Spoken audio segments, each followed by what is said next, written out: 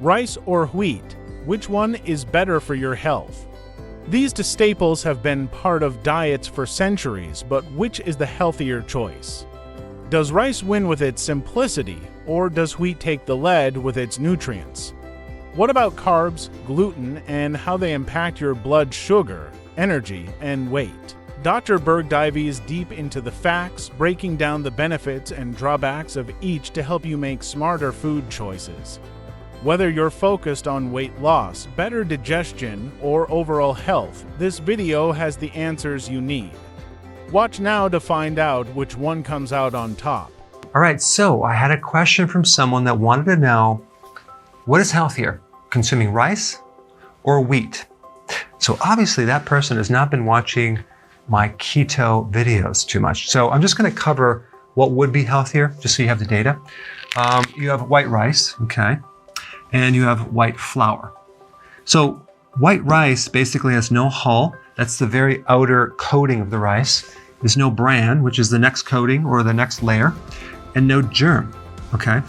So it's just pure carbohydrate. So it's about a 77 on the glycemic index, so it's pretty high. One of the problems consuming white rice is that you develop something called Beriberi, which is a vitamin B1 deficiency.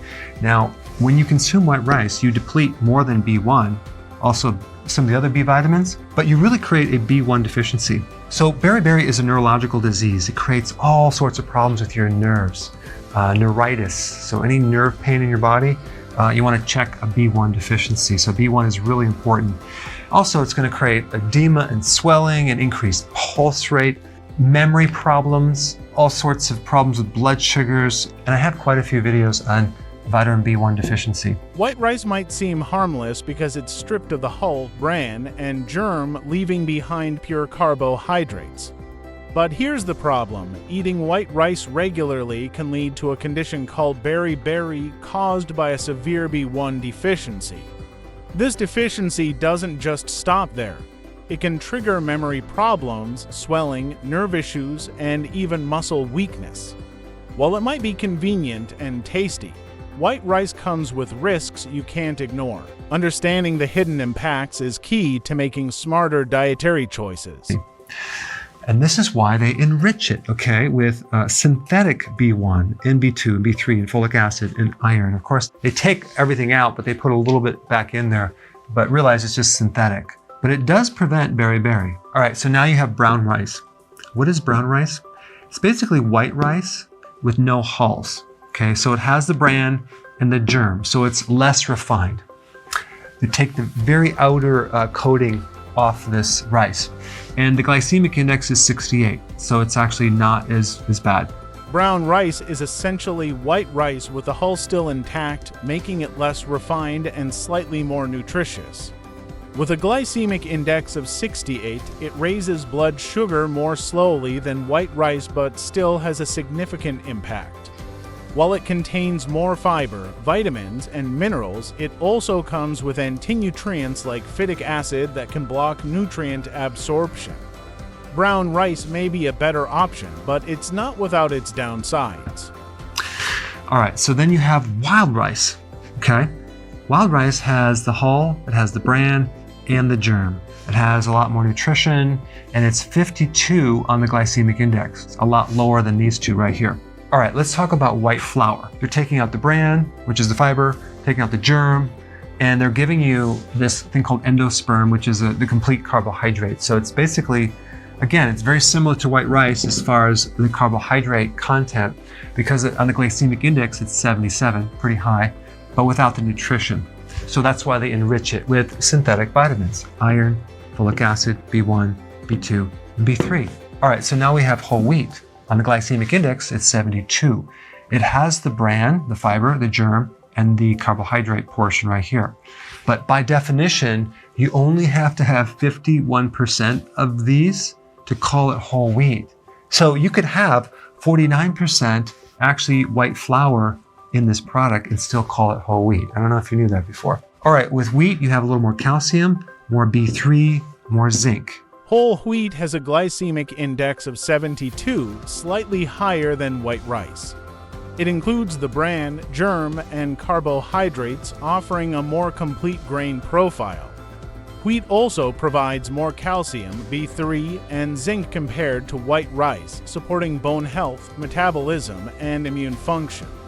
While it's more nutrient-dense than white rice, its higher glycemic impact and potential gluten sensitivity are factors to consider. With rice, you have less calcium, but more folic acid. Now, of course, when you're talking about wild rice, you're going to have more nutrition in there, okay, than white rice. So you really have to, look at what you're talking about right here. Now, with rice, you don't have any gluten, okay? With wheat, you have gluten.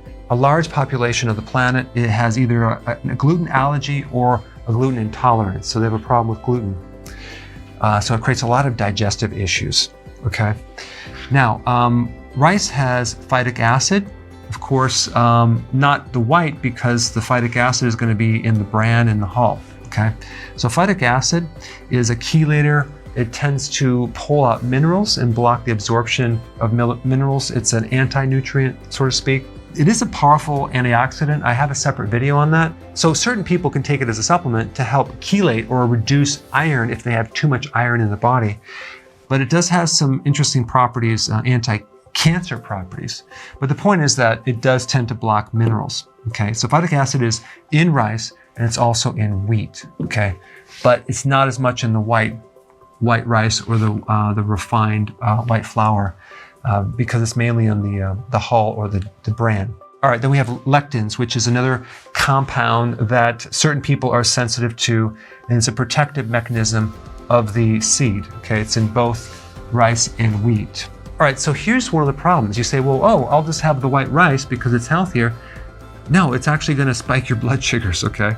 Oh, I'll do the brown rice or the wild rice. Well, you have to realize that if you're living in America, 60% of samples tested had traces of arsenic, okay? And that's coming from the pesticides and also like even chicken fertilizer, it's in that as well, and it gets into the soils. So arsenic is a poison, all right? Wheat doesn't have arsenic. Wheat has glyphosate, so it's been exposed to that Roundup Ready chemical. It's an herbicide. So let's see, what's better, arsenic or glyphosate, okay? All right, and if you sprout grains, soak them or ferment them, you can decrease the phytic acid and lectins, okay? All right, so if I were to tell you which one is healthier, I'm gonna pick the wild rice. But if you're on the keto plan, you shouldn't be consuming any rice. All right, guys, there you have it.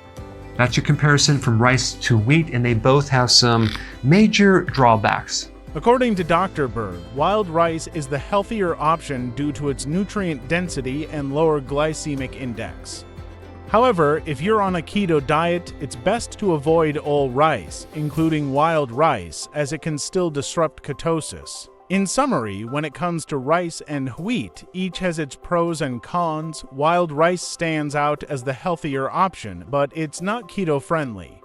White rice and whole wheat have their benefits, but also come with potential health concerns like B1 deficiency or a high glycemic index.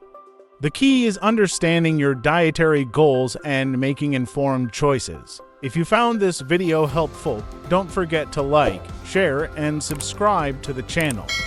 Your support helps us bring you more valuable content to improve your health and well-being. Thank you for watching, and stay healthy.